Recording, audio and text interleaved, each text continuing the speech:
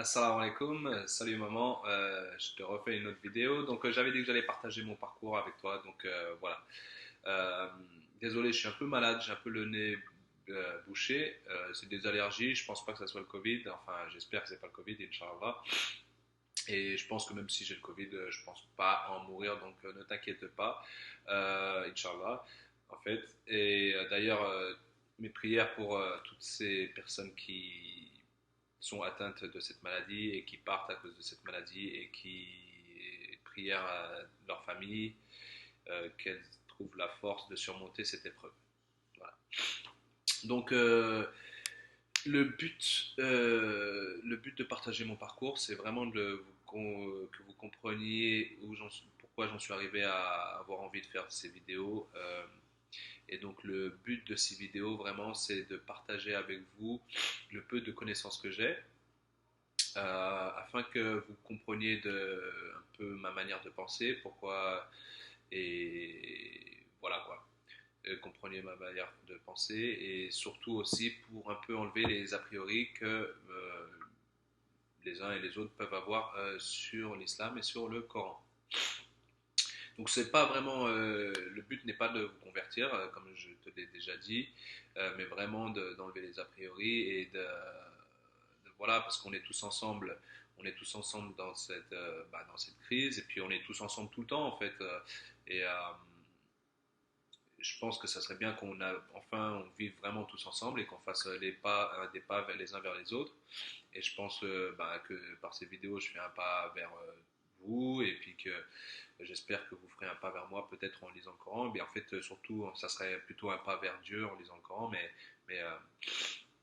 et même si vous ne croyez pas en Dieu, au moins vous pouvez lire le Coran à titre informatif pour comprendre les uns et les autres, pour comprendre ma façon de penser, pour comprendre voilà, pour comprendre ce qu'on pense. Donc, mon parcours, donc j'ai grandi avec ma mère, mes parents ont divorcé peut-être avec toi en fait. Vous avez divorcé quand j'avais environ 3 ans. Donc toi, tu es de confession catholique, chrétienne, et donc mon père est de confession musulmane. Donc j'ai pas grandi dans la religion du tout. J'étais complètement pas religieux et et peut-être qu'en grandissant, j'ai eu un petit problème avec l'autorité. Bah, par exemple avec la police, avec le gouvernement, j'avais un petit rapport avec l'autorité qui était un peu bizarre et peut-être que ce rapport avec l'autorité était du fait que à la maison, tu n'étais pas très autoritaire, tu étais très Rahman Rahim, c'est-à-dire clémente et miséricordieuse. On reviendra plus tard là-dessus et peut-être pas assez Yawmidin, peut-être pas assez jour du jugement. Euh, on va revenir là-dessus plus tard, mais en gros, Dieu, en fait, quand il se présente à nous, il se présente en tant que Rahman et Rahim et Malik et Yawmiddin, en tant que clément, miséricordieux et en tant que maître du jour du jugement. Et en fait, quand tu es Rahman et Rahim, quand tu es clément et miséricordieux, les gens peuvent profiter de ça, en fait. D'où l'expression trop bon, trop on. Et le fait de combler avec Malik Yawmiddin. Il est Rahman et Rahim, il est clément, il est miséricordieux, mais attention, il ne faut pas en profiter parce on peut être puni aussi et c'est lui le juge ultime. Donc voilà, peut-être que toi tu étais très Rahman et Rahim et franchement pas du tout Yawmiddin, je pense.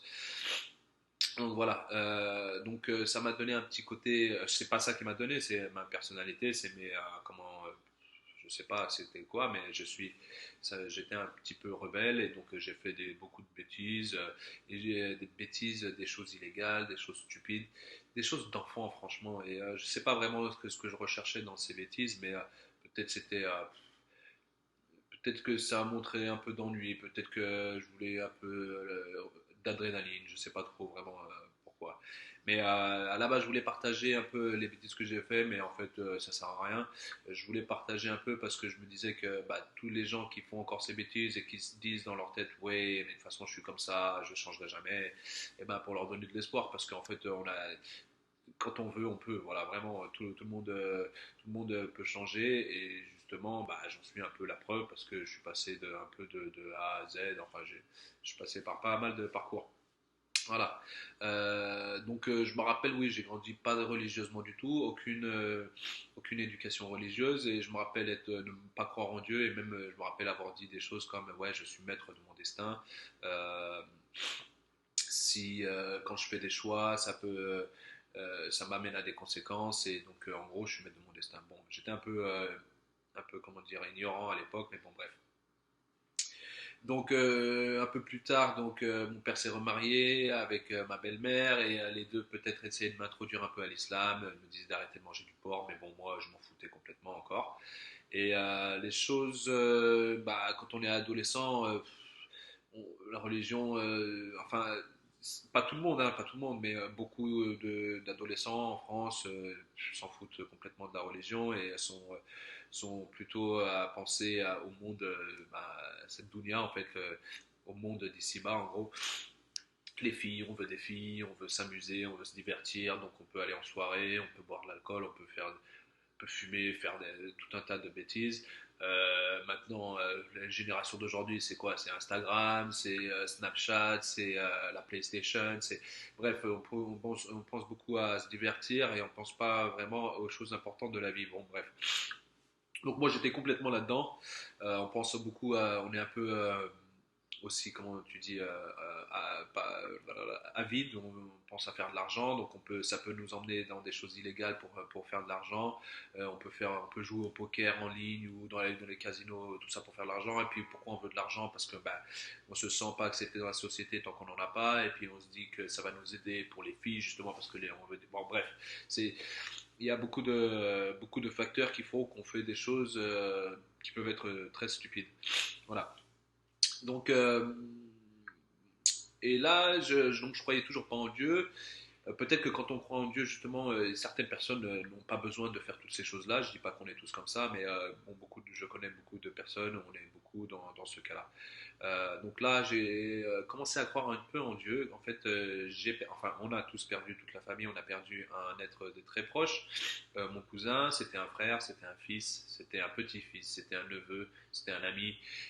Donc, on a perdu cette personne, et de là, moi, ça a un peu changé quelque chose en moi. Ça m'a fait un petit déclic, et de là, j'ai commencé un peu à croire à l'au-delà, au paradis, parce que justement, de façon très égoïste, je voulais revoir cette personne qui m'était chère. Donc j'ai commencé un peu à croire en Dieu par rapport à ça.